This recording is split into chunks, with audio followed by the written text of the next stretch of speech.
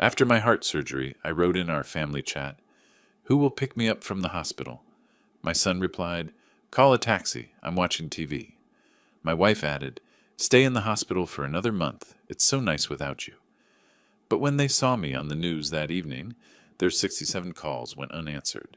What I did changed everything. Before we continue, please subscribe to the channel and write in the comments what time it is where you are now. The pain hit like lightning, splitting my chest in half. I gasped, eyes flying open to harsh white light that made my skull pound. Where was I? The room spun in sickening circles. White walls, beeping machines, tubes snaking from my arms like plastic vines. I tried to sit up. My body screamed in protest. Something was wrong, terribly wrong. My chest felt like someone had cracked it open with a crowbar. Through the thin hospital gown, I could feel thick bandages wrapped around my torso. "Mr. Thompson, you're awake." A woman in a white coat appeared beside my bed. She had kind eyes behind wire-rimmed glasses. "I'm Dr. Carter, your cardiologist. How are you feeling?" "Like I got hit by a truck." My voice came out as a hoarse whisper. My throat burned raw. "What happened to me?" She checked something on the monitor beside my bed. The numbers meant nothing to me, but her expression remained calm and professional. "You underwent emergency cardiac surgery 2 days ago. Triple bypass. Your heart stopped for 47 seconds during the procedure." 47 seconds. The words echoed in my head like stones dropped in a deep well. Was I dead? Technically, yes. But we brought you back. She pressed her fingers against my wrist, counting my pulse. "You're going to be fine, Mr. Thompson." The surgery was successful. 2 weeks in the hospital for recovery, then gradual return to normal activities. 2 weeks. I looked around the sterile room again. A small window showed gray Dallas skyline under cloudy January skies. No flowers on the bedside table. No cards. No sign that anyone knew I was here. A nurse bustled in, checking the IV drip connected to my left arm. She had a warm smile and gentle hands as she adjusted the flow rate. "Mr. Thompson, I'm Jennifer. I'll be taking care of you on this shift. Are you experiencing any pain right now?" I nodded, not trusting my voice. She made a note on her chart and increased something in my IV. Within minutes, the sharp edges of pain began to soften. Dr. Carter pulled up a chair beside my bed. "Mr. Thompson, I need to ask you some questions to check your cognitive function. Can you tell me what year it is?" 2025. "Good. And what month?" "January." The word felt heavy on my tongue. "Excellent. Now squeeze my hands as hard as you can." She extended both hands toward me. My grip felt weak as a newborn's, but she nodded approvingly. "Your motor functions look good. Memory seems intact." She stood and made notes on her tablet. "The next few days will be about managing pain and beginning gentle movement. We'll have you walking short distances soon." After she left, I was alone with the machines and their endless beeping. I reached carefully toward the bedside table where someone had placed my belongings. My fingers found my phone. The screen showed dozens of notifications from news apps, email spam, pharmacy reminders. I scrolled down, looking for something else. Messages from family. Missed calls from Susan or Scott. Nothing. I checked the family group chat. The last message was from 3 weeks ago. Susan complaining about the grocery store being out of her favorite yogurt. Before that, Scott asking if I could lend him money for car repairs. Not a single message about my surgery. Not one call asking how I was doing. I set the phone down with trembling fingers and stared at the acoustic ceiling tiles above my bed. 47 seconds of being dead, and apparently no one had noticed I was gone. Not a single message. Not one call. I closed my eyes and let the silence of the hospital room wash over me. The antiseptic smell triggered something deeper, memories I'd been avoiding for months. It started in the summer of 2020. I was working in the garden behind our Arlington house, planting tomatoes in the heat. The chest tightness came like a band squeezing around my ribs. I gripped the fence post until it passed, telling myself it was just the Texas heat getting to me. "Buford, you're being dramatic again," Susan had called from the back porch, iced tea glass in her hand. "Come inside before you have a stroke out there." I'd laughed it off. 66 years old and still strong as an ox, I told myself. Just needed more water, more rest. But the episodes kept coming. By 2021, climbing the stairs to our bedroom became a mountain expedition. I'd pause on the landing, gripping the banister, while my heart hammered against my ribs like it was trying to escape. Susan would already be in bed, watching her evening shows. "You're getting old," she'd say without looking away from the television. "Maybe cut back on those weekend projects." I never told her about the metallic taste that filled my mouth during the worst episodes, or how the world would tilt sideways when I stood too quickly. She had enough to worry about with her book club and charity meetings. Scott was even less helpful. When I mentioned feeling tired all the time, he'd shrug from his position on our living room couch. "Maybe see a doctor, Dad. Actually, wait, that's expensive. Try some vitamins first." 28 years old and living in our basement, but he worried about my medical bills affecting his inheritance. The first real attack happened in our kitchen on a Tuesday morning in March 2023. I was making coffee when the pain hit like a sledgehammer to my chest. I grabbed the counter, coffee grounds scattering across the floor as I slid down to the cold linoleum. "Susan!" I called out, but my voice barely carried beyond the kitchen doorway. She found me 10 minutes later, still on the floor, breathing in short gasps. "Oh, Buford, did you fall?" She helped me to a chair, but her attention was already shifting. "I've got my hair appointment in an hour. Are you okay to drive yourself to the doctor?" I drove myself to the emergency room instead. The young doctor who examined me had concerned eyes and steady hands. "Mr. Thompson, you've had a minor heart attack. We need to run more tests." The tests showed what I'd feared but couldn't admit. Years of chest pain hadn't been aging or stress. My arteries were closing like old pipes, clogged with rust. "Without surgery, you have 6 months. Maybe less," Dr. Martinez had told me in November. "But with triple bypass, you could have 10 good years ahead of you." I'd driven home in my old Chevy truck, hands shaking on the steering wheel. 10 good years. The question was whether I wanted to spend them with people who barely noticed when I was dying. The sound of my hospital room door opening brought me back to the present. Nurse Jennifer peeked in, checking on me with that warm smile. "How are you feeling, Mr. Thompson? Need anything for pain?" I looked at my phone again, still showing no messages from my family. "Just thinking about things." She nodded knowingly. "Surgery gives people time to think. Sometimes that's good, sometimes not so much." After she left, I stared at the family group chat contact on my phone. My finger hovered over it, hesitating. 2 weeks since surgery. 2 weeks of silence. But maybe they didn't know. Maybe the hospital hadn't contacted them properly. Maybe there was still hope that 45 years of marriage and raising a son meant something. Maybe. The morning of January the 29th arrived crisp and bright through my hospital window. Freedom Day. I packed my few belongings into the old sports bag Susan had brought me years ago for weekend fishing trips. Each item folded carefully. My reading glasses, the paperback novel I'd barely touched, the pajamas that still smelled like home. My chest felt stronger today. The stitches pulled when I moved, but the crushing pain had faded to a manageable ache. Dr. Carter had signed my discharge papers with a smile and instructions to take it easy for the next month. "You're lucky to be alive, Mr. Thompson," she'd said during her final check. "Make the most of this second chance." I checked my phone for the 20th time that morning. Still nothing from Susan or Scott. 2 weeks of complete silence while I fought my way back from the edge of death. Maybe they thought I was still too sick for visitors. Maybe they were planning some kind of welcome home surprise. I'd always been the one who handled medical emergencies in our family, driving Susan to her appendectomy, taking Scott to the emergency room when he broke his arm falling off his bike. They probably just didn't know how to act when I was the patient. I typed out a message in our family group chat. "Hi everyone, I'm being discharged today and feeling much better. Can't wait to see you all," and I deleted it. Too long, too emotional. They'd think I was being needy. I tried again. "Hospital is releasing me today. Looking forward to coming home," and delete. Still too much. Third attempt. "The doctor says I can come home today. Would love to see everyone." My finger hovered over send. This felt right, hopeful but not desperate. I pressed send and set the phone on the bed beside my packed bag. The response came faster than I expected. Scott's name appeared first.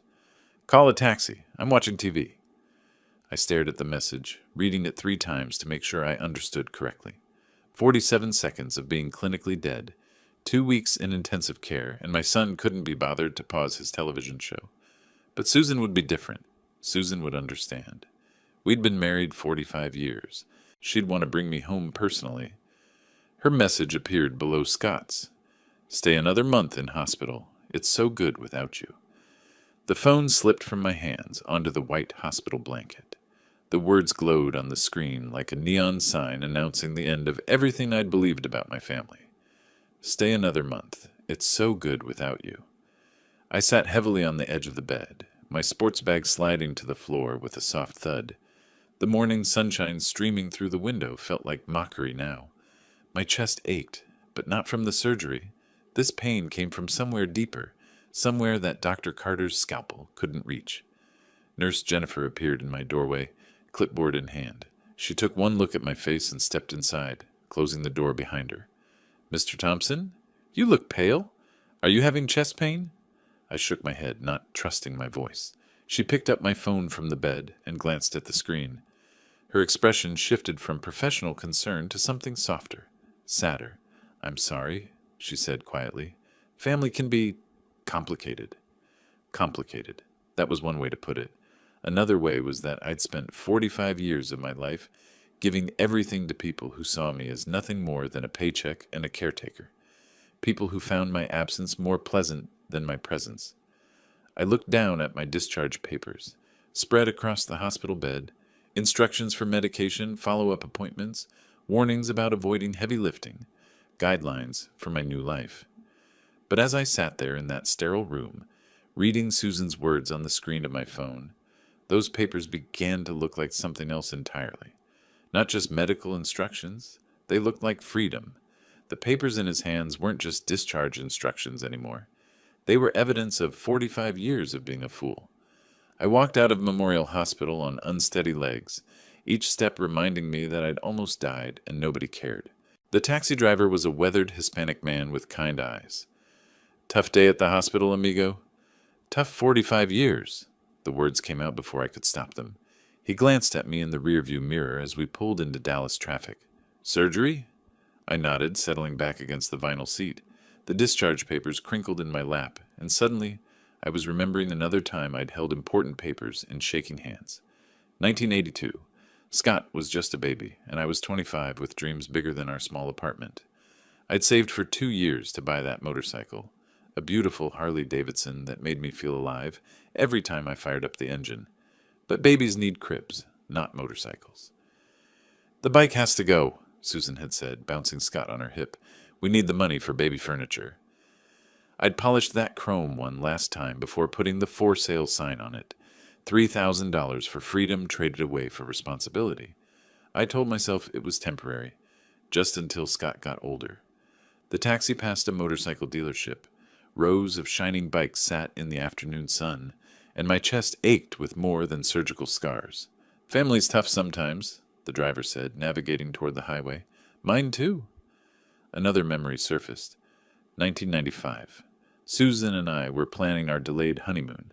15 years late, but finally within reach. Paris in springtime. I'd been saving for months, working overtime at the factory. Then Scott got accepted to college. Europe will always be there, Susan had said, tears streaming down her face as she tore up the travel brochures. Scott's education is more important. 4 years of college expenses. The Paris dreams went into a box with my other postponed happiness. We were passing through downtown now, the glass towers reflecting the gray January sky. I remembered driving this same route in 2003, exhausted from pulling double shifts, while Susan stayed home watching her soap operas. When do I get to rest? I'd asked her once, collapsing into my recliner after 16 hours at the plant. When Scott graduates and gets a good job, she'd promised, then we'll have time for us. Scott graduated. Then he needed help with rent. Then a car loan. Then seed money for his graphic design business that folded within 6 months. The business loan memory hit hardest. 2010. I'd signed papers putting our house as collateral, while Scott sketched grand plans on restaurant napkins. This is our ticket, Dad. 6 months, and I'll pay back everything with interest. The business lasted 4 months. I worked 3 more years to pay off that loan. The taxi turned onto familiar Arlington streets. Past the elementary school where I'd coach Scott's little league team while missing my own dreams. Past the park where I'd push Susan on swings during our courtship, back when she looked at me like I was her hero instead of her ATM. You got people picking you up? The driver asked as we neared my neighborhood. I thought about the text messages still burning in my phone memory. Call a taxi. Stay another month. It's so good without you. No, I said quietly. I think I'm done being picked up. The house appeared around the corner. White siding, green shutters. The lawn I'd mowed every Saturday for 20 years. It should have looked like home. Instead, it looked like a monument to my stupidity. I paid the driver and stood on the sidewalk, looking at 45 years of mortgage payments and maintenance work. All so Susan could have her book club meetings and Scott could have his gaming setup. The driver pulled away, leaving me alone with my thoughts and a house that suddenly felt like evidence of the biggest mistake I'd ever made. I walked toward the front door, keys heavy in my fingers. The house looked different now, not like home, like evidence. The key turned with a soft click, and I stepped into darkness. Even the entryway felt different, foreign, like entering someone else's life. I flipped the light switch and stared at what my family had done with their freedom. Mail was piled on the small table by the door, unopened bills and advertisements scattered carelessly. Susan's shoes lay where she'd kicked them off, beside Scott's muddy sneakers. Nobody had bothered picking up after themselves for weeks. The living room was worse. Scott's gaming setup had exploded across the space like a teenager's bedroom. Energy drink cans formed a pyramid on my coffee table.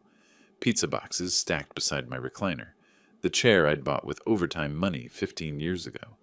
They'd been having parties. I moved slowly through the evidence of their comfort. My absence hadn't caused grief or concern. It had caused celebration. The kitchen told the same story. Dishes piled in the sink, takeout containers filling the trash. The refrigerator held expensive wine and premium ice cream, luxuries they'd bought while I was fighting for my life. But my study was the final insult. They'd turned it into storage.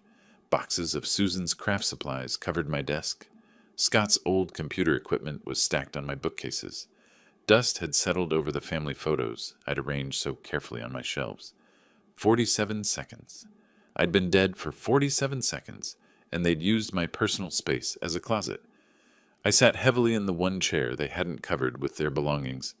The combination to my safe was still burned into my memory. Scott's birthday. How fitting. The safe opened with a soft mechanical whisper. Inside, my will sat in its blue legal folder, right where I'd left it months ago. I pulled it out with steady hands and read the provisions I'd crafted so carefully.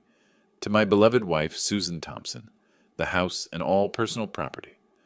To my son, Scott Thompson, all financial assets, including retirement accounts. To be divided equally upon my death, beloved wife. I laughed bitterly, the sound echoing in my violated study. The woman who told me to stay in the hospital another month because it was so good without me. My son, the 38-year-old man who couldn't pause his television show to pick up his dying father. I walked to the family photos on my dusty shelves. Wedding pictures showed a young couple full of hope. Scott's baby pictures captured innocent smiles and tiny hands reaching for the camera. Vacation photos documented trips I'd paid for but barely enjoyed, always worried about the cost. In every picture, I was smiling. The provider, the protector, the fool. I opened my phone and searched Estate Attorneys Dallas. The screen filled with law firm names and phone numbers, professional people who understood that wills could be changed, that inheritance was a privilege, not a right. Jonathan Hale and Associates appeared at the top of the list, experienced in estate planning and charitable giving. Perfect. I looked around my study one more time, at the boxes covering my desk, at the dust on my personal belongings, at the evidence of my family's disrespect. Then I looked at the will in my lap. Tomorrow I would call Mr. Hale. Tomorrow I would fix the biggest mistake of my life. Tonight I would plan exactly how to give my family what they deserved. Nothing. The elevator climbed past floor after floor, each number bringing me closer to justice. 15 floors up in this downtown Dallas high-rise, Jonathan Hale waited with the power to rewrite my family's future. A week had passed since my homecoming revelation. 7 days of research, planning, and gathering documents. I'd found the American Heart Disease Foundation online, a charity that helped families during cardiac emergencies, people who actually valued the gift of life. The elevator doors opened to a hallway lined with mahogany and brass. Hale and Associates was etched in gold letters on frosted glass doors. Mr. Thompson? The receptionist's smile was professional and warm. Mr. Hale is ready for you. Jonathan Hale's office overlooked downtown Dallas through floor-to-ceiling windows. Law books lined the walls between framed degrees from universities I'd never dreamed of attending. He was younger than I'd expected, maybe 55, with silver hair and intelligent eyes. Please sit down, he gestured to a leather chair across from his massive desk. I understand you want to make significant changes to your estate plan. I settled into the chair, my folder of documents balanced on my knees.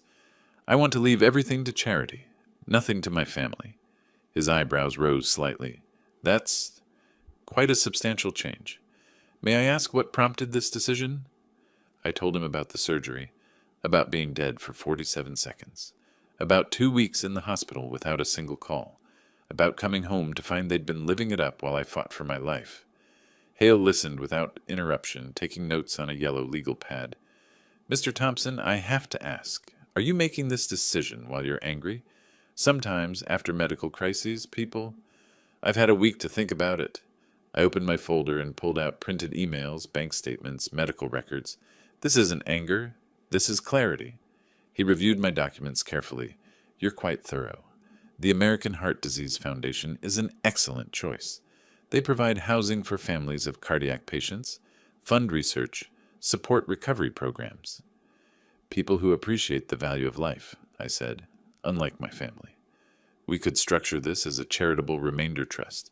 You'd retain lifetime use of your home, receive a small monthly income, and upon your death, everything transfers to the foundation. Perfect. I could live comfortably while knowing my family would inherit exactly what they'd earned. What about your wife and son? Even a small bequest might... No. The word came out harder than I'd intended. They're adults. Time they learn to support themselves. Hale studied me for a long moment. Very well. This will take about an hour to draft properly. Are you certain about this course of action? I thought about Scott's message. Call a taxi. I'm watching TV. About Susan's words. Stay another month. It's so good without you. I've never been more certain of anything in my life. The next hour passed in a blur of legal language and document preparation. Hale's secretary brought in witnesses. 2 paralegals who didn't know me from any other client, changing his will. This revokes all previous wills and codicils, Hale explained as he laid the documents before me. Upon your death, your home and all assets transfer to the American Heart Disease Foundation. You retain lifetime residence rights and a modest monthly stipend. I read every word twice. No mention of Susan, no provision for Scott. Just clean legal language that would transform my family's comfortable assumptions into a very different reality. The signing ceremony was surprisingly simple. 3 signatures, 2 witnesses, 1 notary stamp. 45 years of supporting an ungrateful family, erased with black ink on white paper. I'll contact the foundation this week, Hale said, handing me certified copies. They'll want to meet with you, discuss the media announcement possibilities. Media announcement. I like the sound of that. Public recognition for charity. Public embarrassment for my family. The foundation offices are in this building, he continued. 12th floor. Their media coordinator, Rebecca Mills, is excellent at handling these kinds of stories. I stood to leave, the certified copies safely tucked in my jacket pocket. At the door, Hale shook my hand with genuine respect. You're giving a generous gift, Mr. Thompson. The foundation helps hundreds of families every year. Families who deserve help, I replied, unlike mine. The hallway seemed brighter as I walked back to the elevator.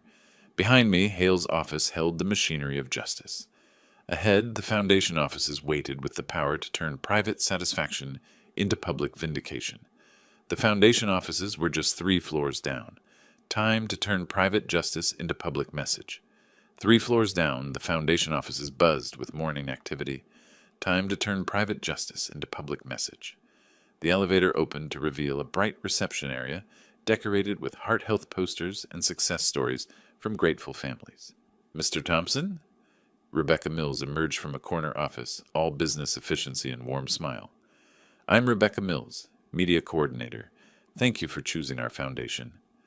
Her office walls displayed awards and framed newspaper clippings about successful fundraising campaigns. This woman understood the power of a good story. Please sit down, she gestured to a comfortable chair across from her desk. Your attorney mentioned you want to make your donation public. Tell me about your situation. I explained everything, the surgery, the 47 seconds, the hospital abandonment, the cruel text messages. Rebecca listened intently, taking notes on a yellow pad. This is powerful, she said when I finished. Your story could save hundreds of lives. People need to understand how vital family support is during medical crises. If my pain helps someone else, then it's worth it. She picked up her phone and dialed. Channel 8? This is Rebecca Mills at the Heart Foundation. I have a story for you. A local man is donating his entire estate after his family abandoned him during heart surgery. The conversation lasted 10 minutes. Rebecca's eyes lit up as she talked. They can have a crew at your house this afternoon. Perfect timing. Heart disease awareness. Week starts Monday. The morning flew by in preparation. Rebecca coached me on key messages, the importance of family support, the Foundation's mission, the reality of cardiac recovery. But most importantly, she wanted me to tell the truth about my family's abandonment. Don't hold back, she advised. People respond to authentic emotion. Your story will touch hearts and save lives. By noon, we were at Channel 8's studio downtown. The news producer, a sharp woman named Jennifer, understood immediately why this story mattered.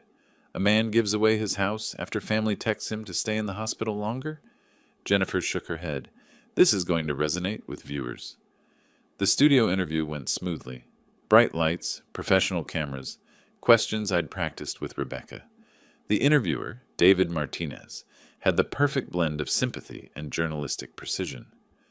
Mr. Thompson, what went through your mind when you read those text messages from your family? I realized that love should be mutual, I replied steadily. Gratitude is a choice, not an obligation. For 45 years, I chose to put my family first. When I needed them most, they chose differently. Why donate specifically to heart disease research? They saved my life when my heart stopped for 47 seconds. My family didn't seem to care whether I lived or died. After the studio interview, the crew followed me home to Arlington. Neighbors peeked from behind curtains as the Channel 8 van parked in my driveway. Professional cameras captured the house that would soon belong to the foundation. Inside, David asked more personal questions while the camera rolled. We sat in my living room, the same room where Scott had expanded his gaming setup during my hospitalization. This is where you recovered after coming home from the hospital? This is where I discovered they'd been living comfortably without me, having parties, ordering expensive food, using my study for storage. The camera panned across family photos on the mantel, wedding pictures, Scott's graduation, vacation memories, all funded by my sacrifices, all witnesses to my wasted devotion. Do you have any regrets about this decision? I looked directly into the camera. My only regret is that it took me 68 years to understand my own worth. The crew finished filming by late afternoon. David shook my hand with genuine respect. This will air tonight at 6. I expect it'll get picked up by other stations too. I spent the evening at a quiet restaurant downtown, my phone buzzing occasionally with messages from Rebecca about social media preparation. The Foundation's online team was ready to capitalize on the story's impact. At exactly 6 o'clock, I watched myself on the restaurant's television. The news anchor introduced the story with perfect dramatic timing. A Dallas area man is making headlines tonight after donating his house to charity. But it's the reason behind his generosity that has everyone talking. My face filled the screen. Calm, dignified, telling the truth about family betrayal and medical abandonment. The segment included footage of my house, my explanation of the foundation donation, and Rebecca's comments about the importance of supporting cardiac patients. The restaurant was quiet, but I could see other diners glancing at the television then at me. Some looked sympathetic. Others seemed outraged on my behalf. My phone remained silent throughout dinner. Rebecca had advised me to let the story spread naturally before checking social media responses. By tomorrow, she predicted, the story would be everywhere. As I drove home, I wondered if my family had seen the broadcast. They watched the local news religiously, usually complaining about the weather or arguing with the political coverage. Tonight, they'd see their own cruelty broadcast to thousands of strangers. Tonight, they'd realize their comfortable life was ending. The garage door opened to reveal the same house I'd left that morning, but everything had changed. By tomorrow morning, Scott and Susan would understand that their 45 years of taking me for granted had finally caught up with them. I turned off the television and went to bed, sleeping peacefully for the first time since my surgery. The evening news was just background noise in the Thompson living room. Susan flipped through her magazines while Scott divided his attention between his video game and the television. Leftover pizza boxes and empty soda cans showed how comfortably they'd settled into life without Buford. "Another boring day," Scott muttered, mashing buttons on his controller. "Nothing ever happens in this stupid town." Susan looked up from her magazine. "At least we don't have to deal with your father's constant worrying. Remember how he used to fuss about every little expense?" They both laughed, completely unaware that their world was about to explode. The news anchor's voice changed tone. "A Dallas area man is making headlines tonight after donating his house to charity. But it's the reason behind his generosity that has everyone talking." Scott's game controller slipped from his fingers. The house on the television screen looked exactly like theirs. Same white siding, same green shutters, same oak tree in the front yard. "Mom," Scott whispered, "that's our house." Susan's magazine fell to the floor. They stared at the screen in growing horror as the camera panned across their property. This couldn't be happening. This had to be some mistake. Then Buford's face filled the screen. "Oh my God," Susan breathed. "That's your father." They listened in stunned silence as Buford explained his situation to the interviewer. Heart surgery. Clinical death for 47 seconds. Family abandonment at the hospital. "When I asked my family to pick me up from the hospital," Buford said calmly, "my son told me to call a taxi because he was watching television. My wife said I should stay another month because it was so good without me." Scott's face went white. Those were his exact words. Susan covered her mouth with both hands, recognizing her own cruel message broadcast to the entire Dallas area. "This is impossible," Susan screamed at the television. "He can't do this. That's our house." The news segment continued with Buford explaining his decision to donate everything to the Heart Disease Foundation. No mention of family inheritance. No provision for Susan or Scott. "Call him." Susan grabbed Scott's arm, shaking him. "Call him right now." Scott fumbled for his phone, hands trembling as he dialed his father's number. The call went straight to voicemail. "Dad, it's Scott. We just saw the news. What are you doing? Call us back immediately." Susan snatched the phone and tried herself. Again, voicemail. "Buford Thompson, this is your wife. You call me back this instant. This is insane." They called repeatedly for the next hour. After the 10th attempt, Buford's phone stopped ringing entirely, going directly to voicemail every time. Meanwhile, the story was exploding on social media. Scott's Facebook feed filled with shares of the news segment. Friends and neighbors were commenting, recognizing their house, expressing outrage at the family's behavior. "Look at this," Scott showed his mother the screen. "Everyone's calling us monsters. They're saying we deserve this." Susan was crying now, mascara streaming down her cheeks. "Where will we go? We have no money. Everything is in his name." The reality was sinking in. The house, the bank accounts, the retirement funds, everything belonged to Buford. They'd lived so comfortably for so long that they'd forgotten they owned nothing. By 10 o'clock, they'd left 67 voicemails and sent dozens of increasingly desperate text messages. Buford wasn't responding to any of them. "He's lost his mind," Scott said, pacing frantically around the living room. "The surgery damaged his brain. He doesn't know what he's doing." "Or maybe he knows exactly what he's doing," Susan whispered, staring at the phone in her hands. "Maybe this is revenge." They spent the rest of the evening trying to process the magnitude of their situation. No income, no savings, no property. Scott had never held a real job, and Susan hadn't worked in 30 years. "What do we do?" Scott asked his mother around midnight. "How do we fix this?" Susan wiped her eyes and looked around the living room, at Scott's expensive gaming equipment, at her designer magazines, at the comfortable life they'd built on Buford's sacrifices. "We wait for him to come home," she said grimly, "and we make him understand that family is family, no matter what." They positioned themselves in the living room where they could see the driveway. Susan made coffee to stay awake. Scott charged his phone to keep calling. Neither of them slept that night. They sat by the window, watching for headlights, preparing arguments that might save their comfortable life. But deep down, they both knew something had fundamentally changed. The man they'd taken for granted for 45 years had finally stopped taking it. They'd been waiting since dawn, rehearsing words that might save their comfortable life. Susan sat by the front window, coffee cup trembling in her hands. Scott paced behind her, phone clutched like a weapon he didn't know how to use. The sound of Buford's key in the lock made them both freeze. This was it, their chance to fix the disaster they'd created. Buford stepped through the door at 8:30, unhurried and calm. He found them blocking his path to the kitchen, their faces desperate and determined. "Dad!" Scott stepped forward aggressively. "What is this madness? We're your family." Buford removed his jacket slowly, hanging it on the hook by the door. "Family?" His voice was conversational, almost pleasant. "When I was in the hospital fighting for my life, did either of you call even once?" "We were busy." Susan's voice cracked with false indignation. "You know how hard it is to manage everything without you." "So hard that you told me to stay another month in the hospital?"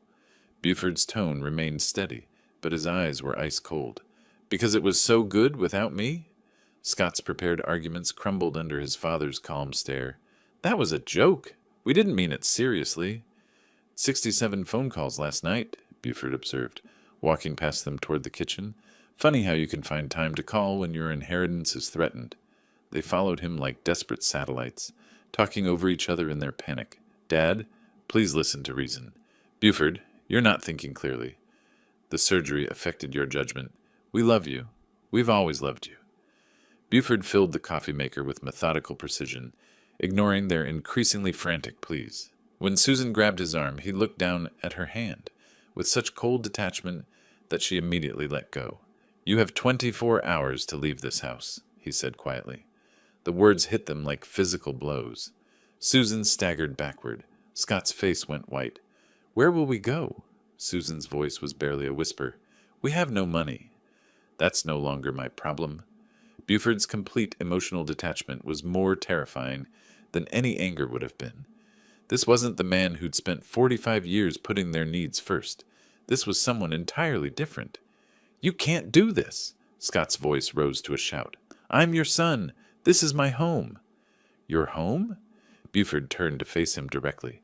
"When did you last pay a mortgage payment? A utility bill? When did you contribute anything besides dirty dishes and demands for money?" Scott opened his mouth, but no words came.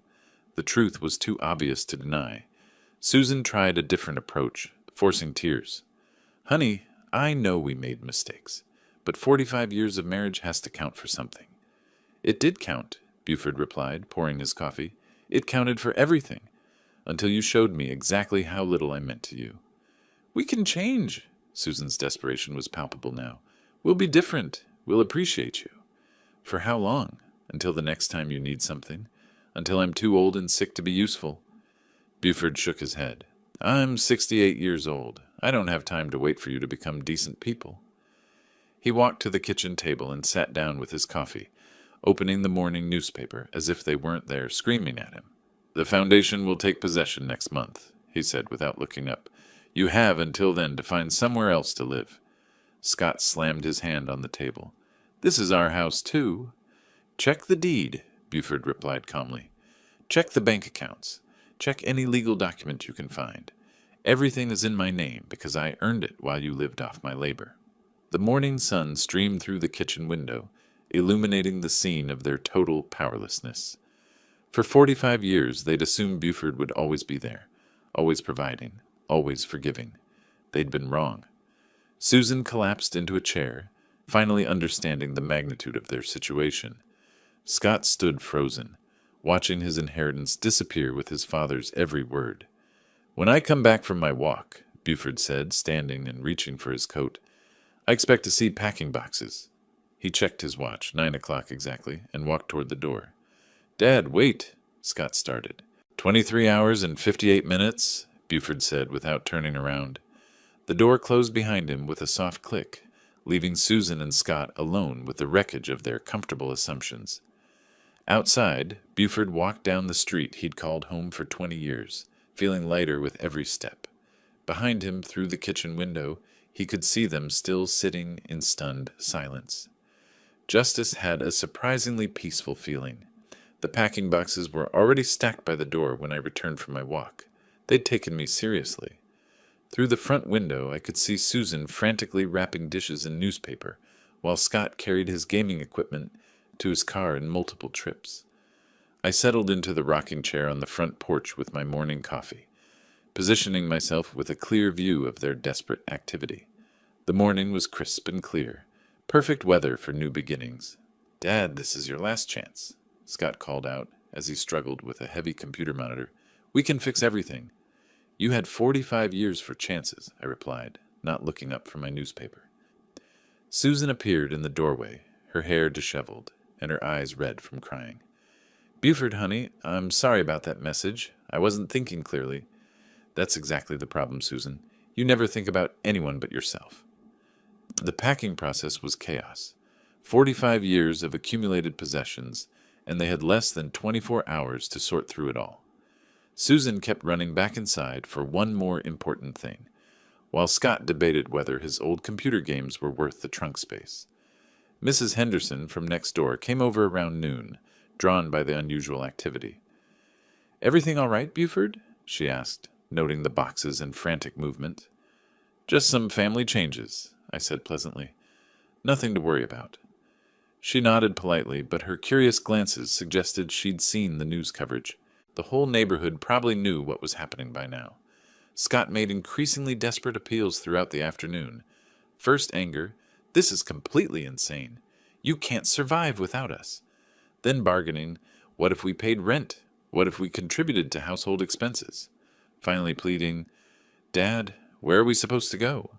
Mom's never worked a real job in 30 years. "I've lived 68 years, I replied calmly. "I think I'll manage just fine." Susan tried every manipulation tactic in her considerable arsenal. Tears, health concerns, appeals to our marriage vows, reminders of happy memories. None of it moved me. I'd seen this performance too many times over the decades. By 4 o'clock, both cars were packed beyond capacity. Clothes and belongings stuffed into every available space. They'd had to leave behind furniture, kitchen appliances, and boxes of items that simply wouldn't fit. "We'll be back," Scott said as he loaded the last box into his trunk. "You can't keep us away forever." "You're welcome to visit," I said, "after you call first and ask permission." Susan stood by her car, keys in hand, staring at the house she'd called home for 20 years. For a moment, I almost felt sorry for her. Almost. "I never thought it would end like this," she whispered. "Neither did I admitted. "I thought you'd learn to appreciate what you had." At exactly 6 o'clock, 24 hours after my ultimatum, both cars pulled out of the driveway. Susan was crying. Scott was angry. But they were gone. I sat on the porch until dark, watching the sun set over my quiet neighborhood. For the first time in 45 years, I was completely alone. The silence was beautiful. Inside, the house felt enormous. Empty rooms echoed with my footsteps. No television blaring, no arguments about money, no demands for attention or support. I walked to my study and opened the desk drawer where I'd hidden travel brochures for 20 years. Colorado mountains, Arizona deserts, national parks I'd always wanted to visit but never had time to see. Time. I had nothing but time now. The travel brochures had been hidden in my desk for 20 years. Now, finally, I could open them without guilt. February passed quietly as I adjusted to solitude, planning my first real adventure since before my marriage. March brought my inaugural trip to Big Bend National Park in Texas. I'd never camped alone before, never driven anywhere just for pleasure. The desert landscape overwhelmed me with its harsh beauty. Endless sky, ancient rock formations, silence that stretched for miles. Around a campfire one evening, I met Tom, a retired teacher from Oklahoma. "First time out here?" he asked, noting my brand new camping gear. "First time anywhere, really," I admitted. I'm 68, and this is my first trip just for pleasure. Tom laughed warmly. Hell, son, it's never too late to start living for yourself. April took me to Colorado. I'd upgraded my camping equipment and felt more confident tackling mountain roads. The thin air challenged my recovering heart, but gentle hikes through pine forests filled me with energy I hadn't felt in years. I discovered photography that month, buying my first real camera in decades. The mountains demanded to be captured, snow-capped peaks reflected in crystal lakes, wildflowers blooming in high meadows, sunrise painting granite cliffs gold. May brought new friendship. Sarah, a widow from Denver, taught me advanced photography techniques at a seniors hiking group. We'd spend hours discussing composition and lighting while walking forest trails at elevation my cardiologist would have forbidden 6 months earlier. You're glowing, Dr. Carter observed during my regular checkup. Your recovery is remarkable. What's changed? Everything, I told her. I'm finally living for myself. My foundation work intensified throughout the spring. Rebecca featured my travel photos in their newsletters, showing other heart patients that life after surgery could be an adventure, not just survival. Your story has already saved dozens of families, Rebecca told me over coffee in June. They've learned to value each other while they still can. But my favorite part was talking to new heart patients, men and women facing surgery, terrified and alone. I'd share my experience, not just the medical details, but the emotional journey of discovering self-worth. Family support matters, I'd tell them, but self-respect matters more. Summer brought longer trips. Arizona's desert bloomed with unexpected colors. Utah's red rocks challenged my photography skills. New Mexico's ancient ruins connected me to history, stretching back centuries. I was healthier at 68 than I'd been at 58. Regular hiking, fresh air, stress-free living, and purpose-driven days had transformed my body as much as my spirit. Tom and Sarah became regular traveling companions. We'd meet at different parks, share campsites, explore trails together. For the first time in my adult life, I had friends based on shared interests rather than family obligation. You're like a different person, Sarah observed one evening as we watched sunset from our campsite in Zion. What were you like before? Tired, I said simply. Very, very tired. Social media, managed by Rebecca's team, showcased my adventures.